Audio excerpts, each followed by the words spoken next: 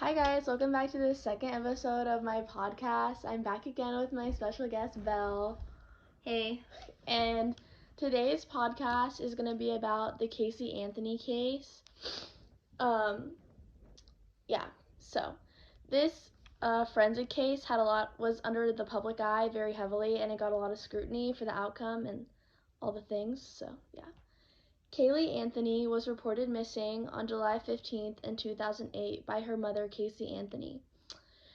By the time that she was reported missing, she had already been gone for a month, which is only the first, suspicious piece of information about this case. Casey's mother had called the police and claimed that her daughter's car smelled like a dead body. When the car was searched, they found hair and a bloody rug in the trunk of her car. Casey Anthony told the police during her report that she dropped Kaylee off with a babysitter, and when she came back to get her daughter, the sitter wouldn't give Kaylee back. She also claimed to be working at Universal Studios, which later turned out not to be true, as she hadn't worked there in 2 years.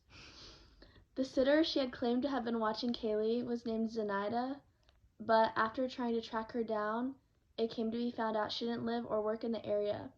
All this was just the beginning of the web of lies performed by Casey Anthony during this case. A lot of videos of Casey in prison were also found quite strange. When her parents came to visit her, they were telling her about what people were saying, speculating that Kaylee was dead after being missing for so long. And her only response to that was, and I quote, "Surprise, surprise."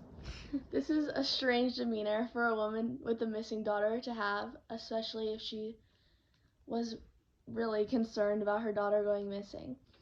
When her parents came to visit, Casey also seemed very focused on herself, talking about how she felt everything was taken from her. She also appeared to be withholding lots of information. There was a little break in the case for a while until December 11, 2008, when a utility worker discovered Kaylee's body on the side of the road just around the corner from the family's home. The manner of death was really difficult to figure out because the body was so decomposed and the bones were shattered. But finding the body did help move forward with the case, as items found with the body matched with items from the family home. There was a matching laundry hamper that they had at the house as well as at the scene. After this, the finding of the body, Casey Anthony was charged with first-degree murder, and the media became very involved with the case. People all over the country were convinced that Casey murdered her own daughter. Especially this became more exacerbated when one of her old friends came out and said that Casey thought about putting Kaylee up for adoption when she became pregnant, furthering the narrative that she wanted a child-free life. Casey hired one of the best defense attorneys in her area, Jose Baez, for her trial. The story that her attorney claimed in court was that George, Casey's father, and Casey had found Kaylee drowned in the family swimming pool, and that her father was actually the one who disposed of the body. Baez also claimed that George molested Casey growing up, which really shocked the court. When George came up to the stand, he denied all of these allegations. He was also questioned and was asked about him trying to commit suicide. This was very difficult for him, but the most upsetting point was when the defense turned his suicide note against him, trying to use it as an admission of guilt for hiding his granddaughter's body. The prosecution, on the other hand, had a far different story, claiming that Casey used chloroform to knock Kaylee out and then duct tape to suffocate her.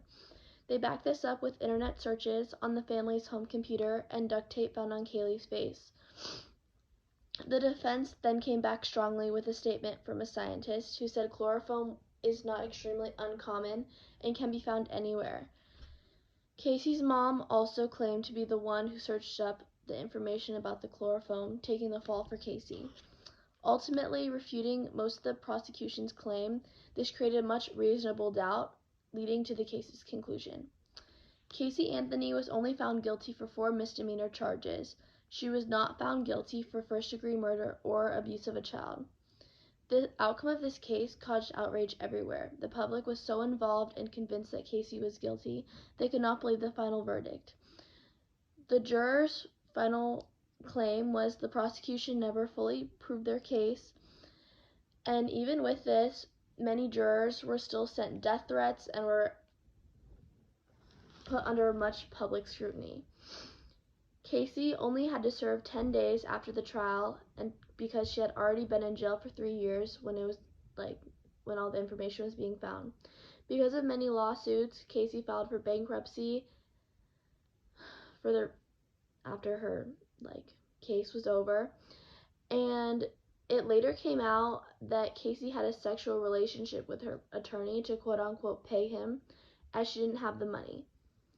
Both her mother and father had very different opinions on this case. Her mother agreed with the prosecution's claims, where her father believed that Casey gave Kaylee Xanax, which is the street name